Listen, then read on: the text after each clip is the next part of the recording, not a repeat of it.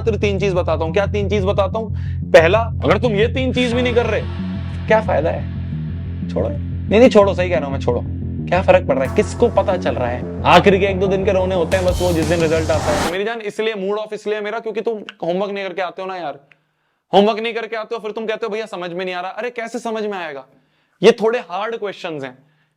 ये ऐसे क्वेश्चंस हैं जो मैं चाहता हूं तुम क्लास से पहले एक बार घर पे अटेम्प्ट करके आओ। अटेम्प्ट करके आओगे तो 100 बार क्वेश्चन पढ़ोगे तो दिमाग में एटलीस्ट क्वेश्चन तो फिट बैठेगा। अब तुम पहली बार इस क्वेश्चन को पढ़ रहे हो, पढ़ भी रहे हो, समझने की भी कोशिश कर रहे हो, तो दिक्कत तो आएगी ना। फिर तुम कहते हो समझ नहीं आ रहा, इसलिए मूड ऑफ है, और कोई रीजन नहीं है। क्लास में अगर बच्चा होमवर्क करके आए ना तो मजा आता है। या तो मत आओ, फिर क्लास में मत आया करो। डाउट क्लास में आया मत करो। अगर होमवर्क ना हो मत आया करो। नुकसान है, क्या होगा? मैक्स टू मैक्स क्या होगा? 100/100 नहीं आएंगे तेरे, और क्या हो जाएगा? क्या हो जाएगा? 70-60 इस नंबर पे बैठा रहेगा। क्या हो गया? भीड़ भी तो बैठी रहती है, बहुत सारी भीड़ बैठी रहती है 60-70 नंबर पे, तू भी बैठ जाएगा उसमें। तो कुछ अलग है? कुछ अलग करना है तो होमवर्क करके आना पड़ेगा, और कुछ नहीं है। भीड़ में बैठना है तो मत करो होमवर्क। मैं तो कह रहा हूं क्लास में भी मत आ यार। क्या है? चिल कर। मैं तो कह रहा हूं चिल कर। सबसे आसान तरीका है, देख तेरी दिन में 2 क्लास होती हैं, 1.5 2 घंटे की। उन 1.5 2 घंटे में पापा मम्मी से बोल दे कि पापा क्लास चल रही है, मैं गेट बंद करके क्लास ले रहा हूं। मत आ क्लास में, गेट बंद करके मस्त फोन चला, गेम खेल। कितनी सही अपॉर्चुनिटी है माँ बाप के पैसे वेस्ट करने की, है ना? बिल्कुल बढ़िया तरीका है, प्रूवन तरीका बता रहा हूं मैं तेरे को। कोई बोलेगा नहीं तेरे को कुछ। गेट बंद कर दे कि पापा डिस्टर्बेंस होती है, मम्मी डिस्टर्बेंस होती है, क्लास लेने दो मेरे को। गेम खेल मस्त, मत आ क्लास में, कौन देख रहा है?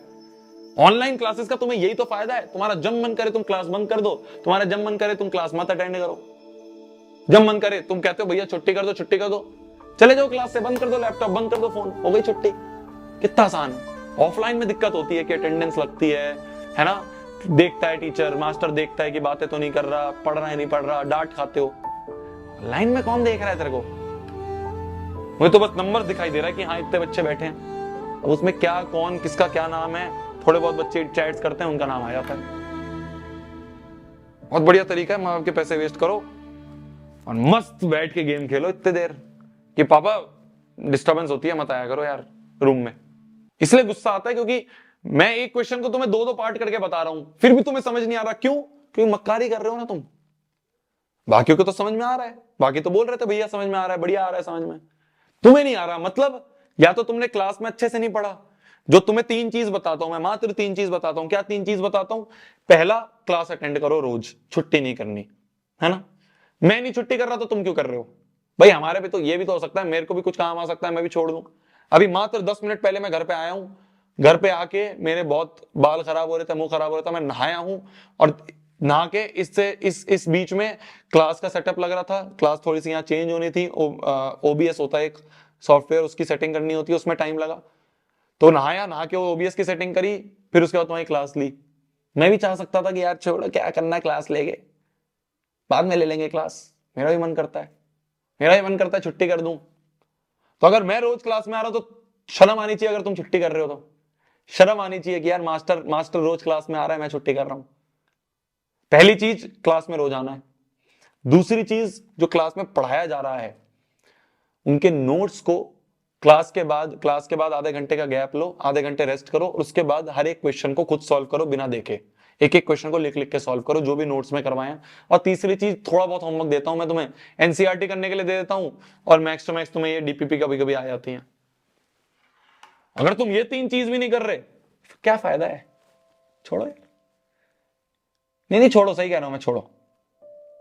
क्या फर्क पड़ रहा है? किसको पता चल रहा है? आखिर के 1-2 दिन के रोने होते हैं बस, वो जिस दिन रिजल्ट आता है। ये पापा बहुत मेहनत करी, मम्मी बहुत मेहनत करी, नहीं हो पाया। पर अंदर से तुम्हें पता है कितनी मेहनत तुमने करी है।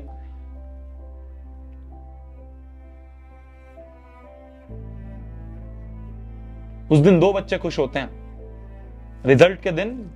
जिस दिन रिजल्ट आता है ना, उस दिन 2 बच्चे खुश होते हैं।